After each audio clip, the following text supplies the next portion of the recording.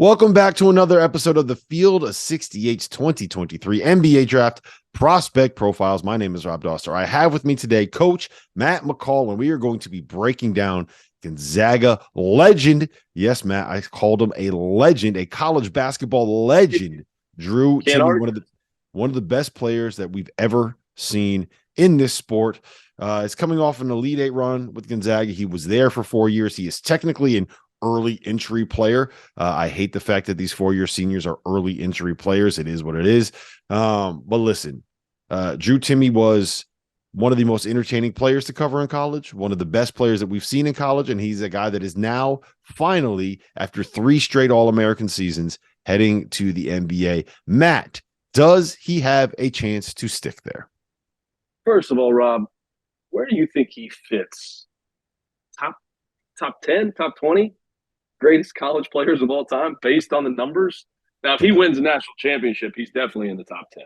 Yes. But what he did at Gonzaga, I mean, he's got to be up there just with the numbers that he put up. He's got to be, right? Yes, he's up there. I think that he is – I don't think he's better than Jalen Brunson, right?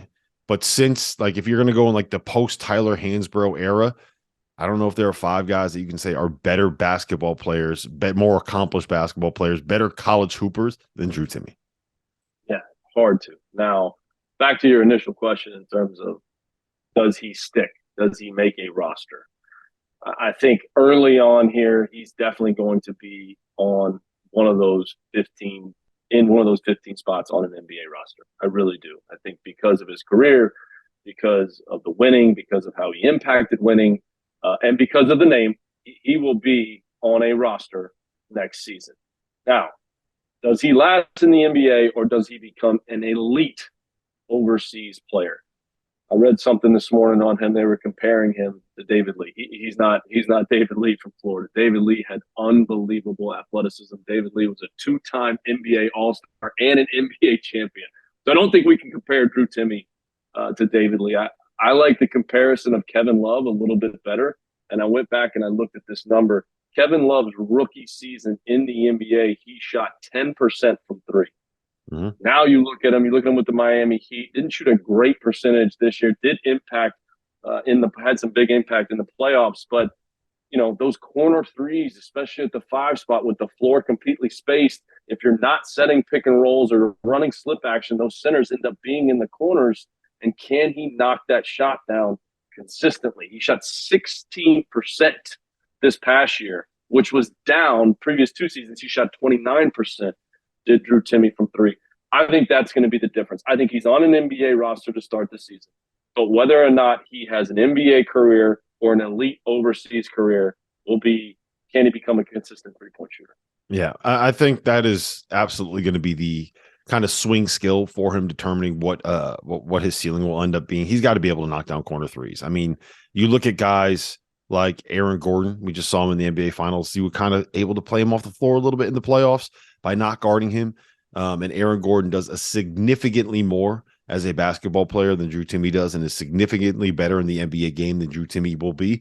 And Aaron Gordon was played off the floor. What I will say about this, and I'm curious your take on it, is I think that Timme's basketball IQ and his passing ability and his ability to be like effective kind of in short roll actions, effective as somebody that plays with the ball in their hands. He can dribble it. He brought the ball up at times for Gonzaga last season. I think he's a very good passer. And I do think that his fit as someone that can play off of like roll actions and ball screens is been a little bit underrated. So I do think that there's a better fit for him in an NBA offense than maybe he gets credit for. But that said, he's still got to be able to knock down that 3, right? Yeah, I think you bring up a great point, Rob, too, and just in terms of like short rolls, right? Like, let's say he's setting a middle pick and roll and they hit him on a short roll. Well, what happens? Now if you're playing against a team in the NBA that's not switching, now you put the team in rotations. And Timme has the ability, like you said, because he's a really, really good passer, to catch the ball in those short rolls, put it down 1 or 2 dribbles, and find open guys, whether it's in the corner, whether it's on the wing. He's got that savviness at the 5 spot with his ability to pass. Passing big men, they're hard to come by. And coaches and GMs, when they see that and they see the basketball IQ and his feel and ability to do it, bring it up, gets a rebound, come down the floor, be able to initiate offense for a team. I think that's huge. But again, like you said, can he knock it down from three? And here's the other thing: what is the NBA all about? It's about switching. Everybody switches. Everybody switches 1 through 5. Very rarely now are you seeing teams, whether other than maybe Jokic or Joel Embiid, that don't switch. Our partner for today's episode is Athletic Greens. I started taking AG1 during the college basketball season, and I loved the impact that it had on my energy levels. I'm a big coffee in the morning guy, but by the time that the afternoon would hit, I needed another boost. AG1 helped me tremendously, especially on those days when I didn't want to get up off the couch and go hit the gym. Their tagline is AG1 is comprehensive health and the power of habit in one. And man, that could not be more true. It's nearly impossible to eat and drink in a healthy manner in the month of February and the month of March when you are in my business. And AG1 was exactly the supplement that I needed to improve my gut health and cover my nutritional basis for the day. I've continued that into April. I've continued that into May, and I'm going to continue that the rest of the summer. All I have to do is mix a scoop of AG1 with some water or maybe add it into a smoothie, and I'm ready to go. Do it after lunch, and you'll be ready to go for the rest of the day. If a comprehensive solution is what you need from your supplement routine, then Athletic Greens is giving you a free 1-year supply of vitamin D and 5 free travel packs with your first purchase. Go to athleticgreens.com/field68. That's field 68 FIELD, the number 6, the number 8, and you can get yours now. So check it out and help support this show. Thanks. I don't think he's going to be a guy that's going to switch. So is he in drop coverage? Is he icing pick and rolls? Can he be effective doing that? Now, I did look this up. In the lane drill at the combine, he had the fastest amongst participating centers. He had the fastest time.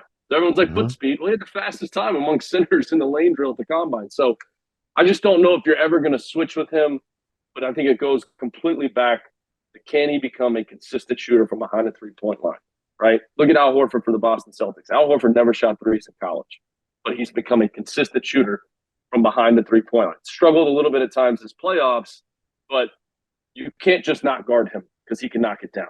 So when 4s or 3s or setting slip actions and that center's out there in the corner and they play off and the ball gets swung, you can't be a ball stopper and the ball just hits your hands. And you've got to be able to shoot that ball and shoot it with confidence. Yeah. So the thing about Horford is he is also maybe not now because he's getting a little bit up there in age, but he was for a while an elite defensive weapon. And he still is a very good defender. And I think that is the biggest concern with Timme. You got to be able to be something, right? I don't know if he's big enough to be able to guard 5s in the post. I don't know if he is going to have a long enough wingspan to be any kind of significant deterrent in drop coverage. I don't know if he's going to be quick enough to switch out on point guards to hedge hard. Like, I just don't know how he guards at the NBA level. And if he can't get to the point where he is at least just like a below average, not a complete liability defensively, I don't know if he's good enough on the offensive end to be able to make it. And I'm going to throw a couple names out here. They're not comparisons for what Timme's skill set is. It's just other guys that have similar athletic limitations, I guess is probably the way to phrase it. Look at a guy like George Niang, right? Elite offensive weapon, shooter, makes shots, spaces the floor, can kind of score in ISOs a little bit, and is good enough on the defensive end that it's not a complete liability when it is out there on the floor. I think that's what Timme needs to get to, right? But the other thing is he's going to be a 5. I don't think that you can play him at like the 3 or the 4. Like, it's just not going to happen. So that is my biggest worry is what do you do with him defensively? Yeah, I mean, I think you bring up a great point too. Like, he's going to be in drop coverage or he's going to be icing pick and rolls. How's his wingspan? As those guards are coming off, can he contest shots late? Throw out Jokic, throw out Joel Embiid. Nobody can guard those guys. So, like, if we're sitting here thinking, okay, man, Timme can't guard those guys. Well, nobody can. So just throw that out the window. Don't even worry about it. But it's his pick and roll coverage. Guards are coming off. Guards are getting shots off pick and rolls. Does he have the length to contest those shots? Because that's what happens. If guards come off a ball screen and their guy gets hung up on that screen and that 5-man's in, They're pros. They knock that shot down consistently. So the length on those fives is so important to be able to contest those shots if they're not going to switch. If you're going to switch, then it's just, hey, I'm sitting here. Hopefully I'm not on an island. Hopefully someone behind me is going to help. But even more so than the consistency of shooting the three-point shot, I think who he's guarding, how they're guarding, that's going to be key on whether or not, again, he becomes an NBA player or has an elite overseas career. So the other guy that I think he's going to get compared to a lot, just because of the way that he had an impact in college and the questions that people have about him defensively, is someone like a Luka Garza, right? And Luka, I'm looking at the stats right now. Over the course of the last 2 seasons, he's played 60 games at the NBA level. He's been on a two-way with the Pistons. He's been on a two-way with the Timberwolves. He's been up and down from the G League, right?